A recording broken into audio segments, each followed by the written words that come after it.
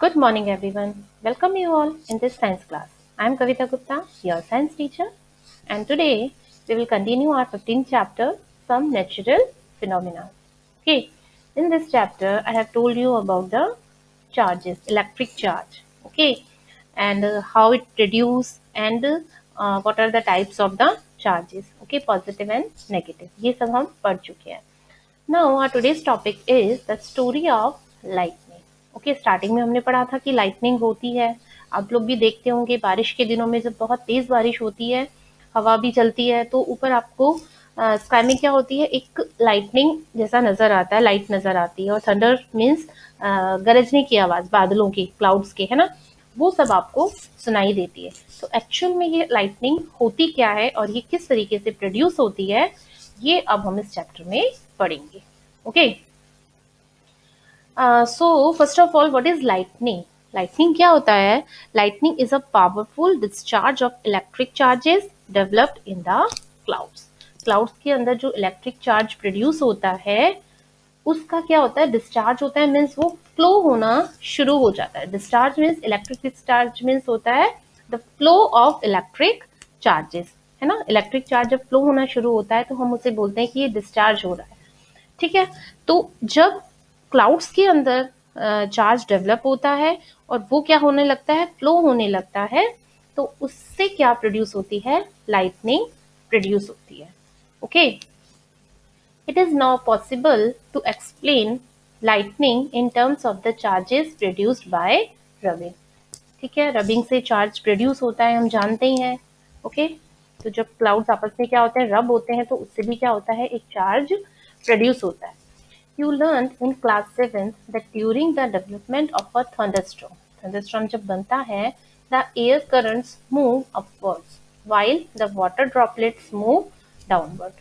जब thunderstorm होता है तो हवाएं कहाँ चलती हैं, ऊपर की तरफ चलती हैं, है ना, क्योंकि नीचे क्या होता है, अर्थ का जो सरफेस होता है वार्म होता है, जिसकी वजह से जो एयर होती है वो गर्म होकर ऊपर की तरफ जाती है, मूव करती है. और जो वाटर ड्रॉपलेट्स होते हैं, मीन्स जो क्लाउड्स बनते हैं, वाटर ड्रॉपलेट्स ही होती हैं, वो कहाँ आती है, नीचे की तरफ मूव करते हैं. The vigorous movement called separation of charges. ठीक है, इनका जो विग्रस मूवमेंट्स होता है, मीन्स बहुत तेजी से ये मूवमेंट होता है, एयर ऊपर जाती है, ड्रॉप्स नीचे आती हैं, तो इसकी वजह से क्या होता है, चार्ज का सेपरेशन होता है. By a process not yet completely understood. Means जो ये प्रोसेस होता है लाइटनिंग का, बहुत अच्छे से अभी तक कंप्लीटली समझ में नहीं आया, बट थोड़ा सा इसका ब्रीफली आइडिया हम ले सकते हैं. The positive charges collect near the upper edges of the cloud. जो पॉजिटिव चार्ज होता है वो कहाँ होता है, अपर मीन्स क्लाउड्स के ऊपर की तरफ स्टोर हो जाता है. And the negative charges accumulate near the lower edges. और जो नेगेटिव चार्ज है वो नीचे की तरफ आ जाता है. ठीक है, हमें पता है चार्जेस जो होते हैं वो टू टाइप्स के होते हैं, positive and negative.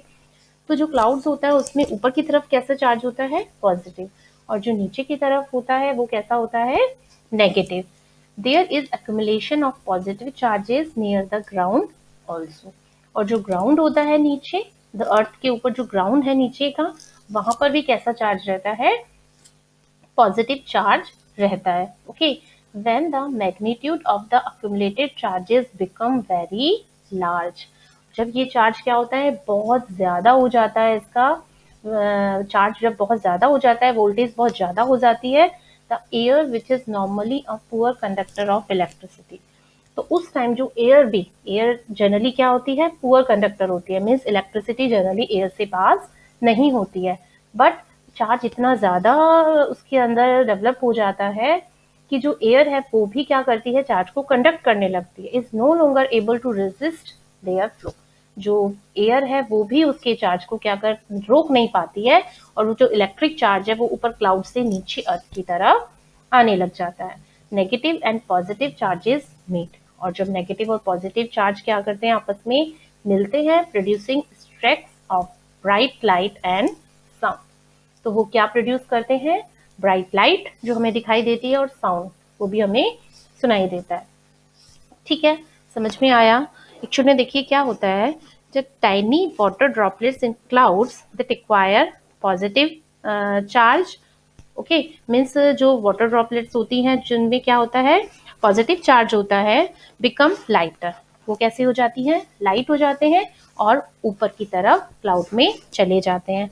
Okay, and the water droplets that require negative charges become heavier and occupy the bottom part of the clouds. Okay, so that is the top region of the clouds are positively charged and the bottom region are negatively charged. Okay, समझ में आया इतना? तो जो clouds का upper part होता है वो पॉजिटिवली चार्ज हो जाता है और जो नीचे है वो कैसा होता है, नेगेटिवली चार्ज होता है।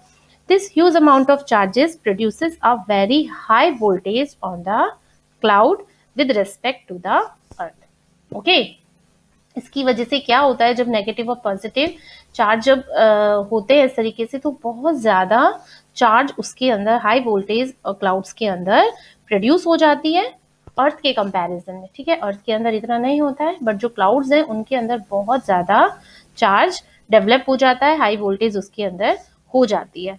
This charge voltage produces a discharge of the charges to the atmosphere of the earth.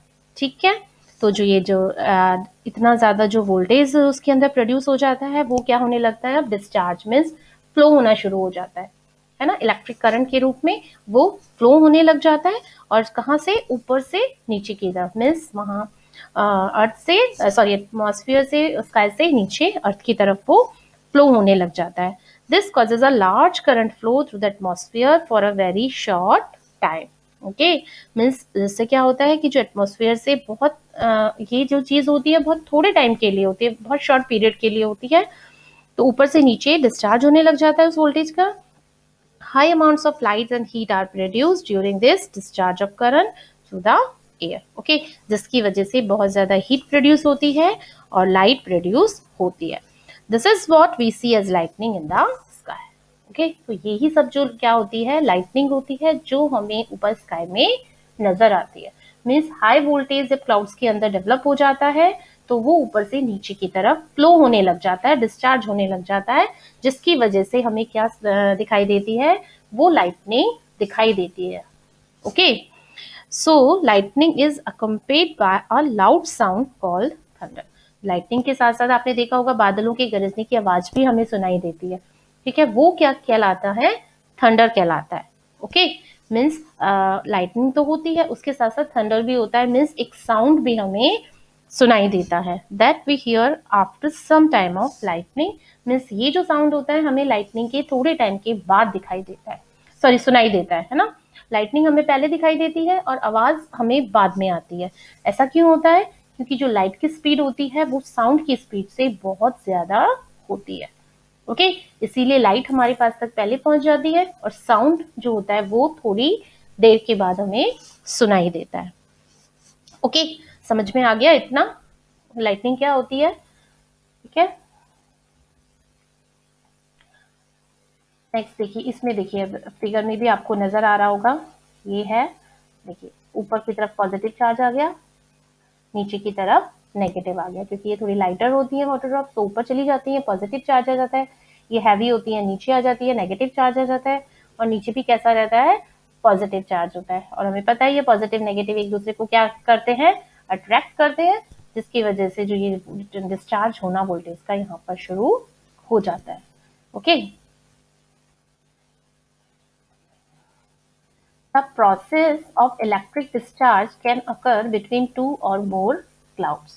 ठीक है, ये जो इलेक्ट्रिक डिस्चार्ज हो रहा है ना, इलेक्ट्रिक मीन्स फ्लो हो रहा है, तो ये मेनली क्या होता है, 3 टाइप्स का होता है।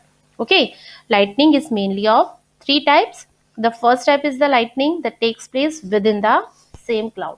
मीन्स सेम ही क्लाउड के अंदर ये चीज होती है, डिस्चार्ज होता है वोल्टेज का, एक ही क्लाउड के पॉजिटिव से नेगेटिव की तरफ। ठीक है, the second type is the lightning that takes place between 2 clouds. और ऐसा भी होता है कि 2 क्लाउड्स के बीच में हो सकती है ये चीज। ठीक है, एक क्लाउड से दूसरे क्लाउड्स में भी। And the third kind of lightning is the one that takes place between clouds and the earth. ठीक है, लास्ट जो है ये है क्लाउड्स और क्लाउड्स के बीच में और हमारी अर्थ के बीच में, इन दोनों के बीच में भी डिस्चार्ज हो सकता है। और ये जब डिस्चार्ज होता है तो इसे हम बोलते हैं लाइटनिंग स्ट्राइक। ठीक है, लाइटनिंग स्ट्राइक होती है ना, जिस हम कई बार न्यूज़पेपर्स में हम लोग पढ़ते हैं कि वहां पर बिजली गिरी है, वहां जो खुले एरियाज होते हैं, जो बिल्कुल ओपन स्पेसेस होते हैं ना, वहां पर लाइटनिंग क्या होती है, गिर जाती है, बिजली गिर जाती है, जिससे आसपास की जितनी भी जो लैंड है या वहां पर जितना भी थिंग्स रखी हैं, वो सारी चीजें, ट्रीज होते हैं, बिल्डिंग्स होते हैं, उस जगह पर वो सारे डैमेज हो जाते हैं उससे। Okay, so a lightning between a cloud and the earth can hit on any object like tall buildings, trees, etc. on the earth. It is then called a lightning strike. उसे हम बोलते हैं lightning strike जब cloud से अर्थ के बीच में electric discharge होता है। A lightning strike can destroy trees, buildings completely. Okay, और जहां पर वो lightning strike होती है, जहां लाइट वो गिरती है, तो उस जगह के जो बिल्डिंग्स हैं या ट्रीज हैं, और जो भी अगर वहां लोग भी खड़े हैं, तो वो सब भी उसकी चपेट में आ जाते हैं और वो सब क्या हो जाते हैं, डिस्ट्रॉय हो जाते हैं। ठीक है, इसलिए जो ये लाइटनिंग है बहुत ज्यादा क्या है, डेंजरस भी है ना, बहुत ज्यादा हार्मफुल होती है। Okay, so the process of electric discharge can occur between two or more clouds or between clouds and the earth. Today, we need not get frightened by lightning like our ancestors did. ठीक है, तो जब हमें पता चल गया कि lightning क्या प्रोसेस है, तो अब हमें इससे डरने की बिल्कुल भी जरूरत नहीं है। जैसे पहले के लोग जिस तरह से हमारे डरते थे कि ये क्या हो सकता है, भगवान का या गॉड का किस एक तरीके से कुछ चेतावनी है, या वो कुछ है कि हमें डराना चाहता है, तो ऐसा कुछ भी नहीं है। ये क्या है, एक नेचुरल प्रोसेस है। ठीक है, now we understand the basic phenomena. Scientists are trying hard to improve this understanding. ठीक है, जो साइंटिस्ट हैं और भी ज्यादा अभी इस कोशिश में लगे हुए हैं कि इसको समझने के लिए और ज्यादा इसमें इम्प्रूवमेंट किए जाए। However, lightning strike could destroy life and property. जो लाइटनिंग होती है वो पूरी तरीके से लाइफ और प्रॉपर्टी को डिस्ट्रॉय कर देती है अगर लाइटनिंग स्ट्राइक होती है तो। Okay, it is therefore necessary to take measures to protect ourselves. Okay, तो बहुत जरूरी हो जाता है कि उस टाइम हम क्या करें, अपने आप को प्रोटेक्ट करें, और कुछ सेफ्टी फीचर्स हैं जो उस टाइम हमें प्रिकॉशंस कुछ हैं जो हम उस टाइम पर ले सकते हैं अपने आप को सेव करने के लिए। ओके, तो यही है नेक्स्ट टॉपिक, लाइटनिंग सेफ्टी। क्या कर सकते हैं उस time, during lightning and thunderstorm no open places safe. जैसे भी बताया, जो ओपन स्पेसेस होते हैं ना, वहां पर ज्यादा हार्मफुल होती है, या वहां ज्यादा चांसेस होते हैं लाइटनिंग स्ट्राइक के। ठीक है, तो ऐसी जगह पर नहीं जाएं, ओपन स्पेसेस में मीन्स अपने घरों से बाहर नहीं निकले अगर इस तरीके से लाइटनिंग या थंडरस्टॉर्म हो रहा है तो। Hearing thunder is an alert to rush to a safer place. अगर hearing thunder मीन्स थंडर आपको गरजने की आवाजें सुनाई दे रही हैं बादलों की, तो उस टाइम आपको क्या है, ये अलर्ट करता है कि आप ऐसे प्लेस पे चले जाइए जो सेफ है। Okay, after hearing the last thunder wait for some time before coming out of the safe place. ठीक है, जैसे ही थंडर की आवाज सुनाई देती है, गरजने की आवाज सुनाई देती है, तो ऐसा नहीं है एकदम से बाहर निकल जाए। जब थोड़े टाइम के बाद, जैसे अब आपको आवाज सुनाई दी थंडरस्टॉर्म की, थंडर की आवाज सुनाई दी, साउंड आया, तो उसके थोड़ी देर के बाद आप घर से निकलें या अपने सेफर प्लेस की तरफ जाएं। Okay, finding a safe place. Safe place क्या हो सकता है, अ हाउस और a building is a safe place. ठीक है, कोई भी हाउस या बिल्डिंग इस चीज के लिए सेफ प्लेस हो सकता है। मीन्स जहां ऊपर क्या है, रूफ है, मीन्स छत है, जिसके नीचे आप खड़े हो सकते हैं। If you are traveling by car or by bus, you are safe inside with windows and doors of the vehicle shut. ठीक है, अगर आप कार या बस के अंदर हैं तो भी आप क्या है, एक तरीके से बिल्कुल सेफ है। बट क्या होना चाहिए, उसके जो डोर्स और विंडोज हैं वो कैसे होने चाहिए, बंद होने चाहिए, खुले नहीं होने चाहिए। ठीक है, नेक्स्ट है dos and don'ts during a thunderstorms. Means क्या करना चाहिए और क्या नहीं करना चाहिए उस टाइम आउटसाइड, बाहर की तरफ। Open vehicles like motor bikes, tractors, constructions machinery, open cars are not safe. Open fields, tall trees, shelters in parks, elevated places do not protect us from lightning strokes. ठीक है, जो open fields होती हैं या लंबे trees होते हैं, बहुत लंबे ट्रीज जो होते हैं, ठीक है, जितने ज्यादा लंबे होंगे क्लाउड से उतनी ज्यादा वो पास आएंगे, है ना, और उतनी ही ज्यादा लाइटनिंग स्ट्राइक के चांसेस होते हैं। तो टॉल बिल्डिंग्स के नीचे, पार्क्स में, एलिवेटेड जो प्लेस होते हैं जहां पर आसपास आपको दिखता है कोई मेटेलिक चीज है, ऑब्जेक्ट रखा हुआ है, तो उसके आसपास नहीं जाएं। Okay, carrying an umbrella is not at all a good idea during thunderstorm. जो अम्ब्रेला है उस टाइम उसको लेना भी एक सेफ नहीं है, क्योंकि जो अम्ब्रेला का जो नीचे हैंडल होता है जिसे हम पकड़ते हैं, होल्ड करते हैं, वो भी मेटल का बना हुआ होता है ना, तो चांसेस ज्यादा हो सकते हैं। Okay, if in a forest take shelter under shorter trees. अगर आप फॉरेस्ट के अंदर हैं, किसी ऐसी जगह पर हैं, तो अगर आपको शेल्टर लेनी है तो किसके नीचे लें? स्मॉल ट्रीज, जो कैसे हैं? शॉर्ट ट्रीज है, हाइट में थोड़े छोटे हैं। If no shelter is available and you are in an open field, stay far away from all trees. अगर आपको कोई शेल्टर नहीं मिल रही है ओपन फील्ड के अंदर, तो क्या करें? ट्रीज से बाहर चले जाए, मीन्स थोड़ा दूर चले जाए, जहां पर आसपास ज्यादा ट्रीज हैं उनसे थोड़ा दूर चले जाए। स्टे अवे फ्रॉम पोल्स और अदर मेटल ऑब्जेक्ट। ठीक है, जो भी आसपास मेटल के ऑब्जेक्ट्स हैं उनसे दूर हो जाएं। Do not lie on the ground, लेटना नहीं है ग्राउंड पर। Sit squat low on the ground. ठीक है, मीन्स जिससे पोजीशन दिख रही है ना, हमें इस तरीके से बैठ जाना है। Place your hands on your knees with your head between the hands. ये पोजीशन दिख रही है ना आपको, किस तरीके से ये बैठा हुआ है, अपने नीज के ऊपर दोनों हैंड्स को रखकर उसके बीच में अपने हेड को डाउन करके बैठ जाए। This position will make you the smallest target to the struck. इससे क्या होता है? हमारी हाइट भी क्या हो गई है? छोटी हो गई है, और हम क्या हो सकते हैं? उससे बच सकते हैं, लाइटनिंग से। Okay, inside the house, house के अंदर क्या कर सकते हैं? Lightning can strike telephone cords, electrical wires and metal pipes. Okay, तो you remember lightning is an electrical discharge. ठीक है, क्योंकि जो लाइटनिंग है वो कैसा है? इलेक्ट्रिकल डिस्चार्ज है, मीन्स इलेक्ट्रिक करंट उसके अंदर फ्लो हो रहा है। During a thunderstorm contact with these should be avoided. Contact with these should be avoided, means इन चीजों से क्या रहे? थोड़ा दूर रहे। टेलीफोन लाइन्स हैं, वायर्स हैं, स्विचेस हैं, इनसे हमेशा थोड़ा दूर रहे। It is safer to use mobile phones and cordless phones. Okay, उस टाइम पे हमें क्या यूज कर लेना चाहिए? मोबाइल फोन्स या कॉर्डलेस, मीन्स जिसमें वायर का यूज नहीं हो रहा है, इस तरह की चीजें हम यूज में ले सकते हैं। However, it is not wise to call up a person who is receiving your phone through a wired phone. ठीक है, हम तो मोबाइल फोन यूज कर ही रहे हैं, बट जिससे हम फोन कर रहे हैं तो उसके लिए भी हम सेफ्टी रखें कि उसे किस नंबर पर करें? उसके मोबाइल नंबर पर ही उसको कॉल करें। लैंडलाइन पर उसको फोन ना करें, या ऐसे फोन पे ना करें जहां वो कॉड का यूज कर रहा है। ओके, हम तो सेफ हो गए मोबाइल फोन से, बट उसे भी हमें क्या करना है? सेफ लेके चलना है ना। तो उसके भी ऐसे फोन पे हम डायल करें नंबर जहां कॉर्ड का यूज, वायर का यूज नहीं हो रहा है। Okay, bathing should be avoided during thunderstorm. में नहाना बिल्कुल भी नहीं है। To avoid contact with running water, क्योंकि वाटर क्या होता है? वाटर भी हमें पता है इलेक्ट्रिसिटी का कंडक्टर होता है, तो इससे भी हमें दूर रहना है। Electrical appliances like computers, TVs etcetera should be unplugged, उन्हें भी हटा दें। Electrical lights can remain on, electric lights remain हो ऑन रह सकती हैं।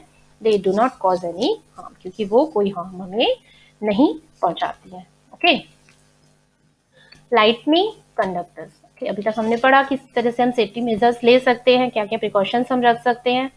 अब है lightning conductors. Lightning conductor is a device used to protect buildings from the effect of lightning. Okay, underline कर लेना इसको। लाइटनिंग कंडक्टर क्या होता है? एक डिवाइस होता है। किस काम आता है? बिल्डिंग को प्रोटेक्ट करने के लिए। किसके इफेक्ट से? लाइटनिंग के इफेक्ट से। लाइटनिंग के इफेक्ट से बिल्डिंग को प्रोटेक्ट करने के लिए जो डिवाइस यूज में लिया जाता है, this is called the lightning conductor. A metallic rod taller than the building. Okay, एक मेटेलिक रॉड ले ली जाती है जो बिल्डिंग से थोड़ी कैसी है? बड़ी है। Is installed in the walls of the building during its construction. और ये सब कब किया जाता है? जब वो बिल्डिंग कंस्ट्रक्ट हो रही है, मीन्स जब वो बिल्डिंग बनाई जाती है उसी टाइम उसकी वॉल्स के अंदर एक इंस्टॉल कर दी जाती है metallic rod. One end of the rod is kept out in the air and the other is buried deep in the ground. Okay, एक को तो कहाँ रखा जाता है? ऊपर एयर में रखा जाता है एक एंड को, दूसरे एंड को नीचे ग्राउंड में बरिड कर दिया जाता है। ठीक है, जिस तरह से कल हमने पढ़ा था ना, अर्थिंग, अर्थिंग बताया था। जो अगर ज्यादा इलेक्ट्रिक डिस्चार्ज हो रहा है तो वो कहाँ चला जाता है? अर्थ के अंदर चला जाता है।